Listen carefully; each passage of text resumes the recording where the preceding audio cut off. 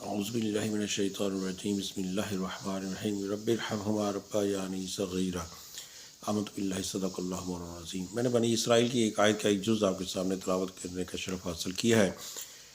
اللہ تبارک و تعالیٰ نے بنی نوع انسان کو اشرف المخلوقات بنا کر اس دنیا میں بھیجا۔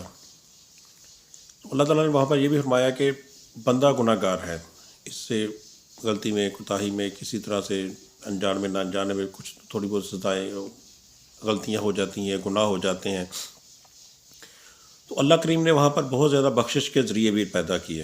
اللہ تبارک و تعالیٰ بہت رحمان ہے، رحیم ہے۔ بہت سارے گناہ صغیرہ ایسے ہیں جن کو اللہ تعالیٰ ویسے ہی معاف فرما دیتے ہیں۔ ان گناہوں میں کچھ گناہ ایسے ہیں جن کی سزا اللہ تعالیٰ اس دنیا میں بھی لازماً دیتا ہے۔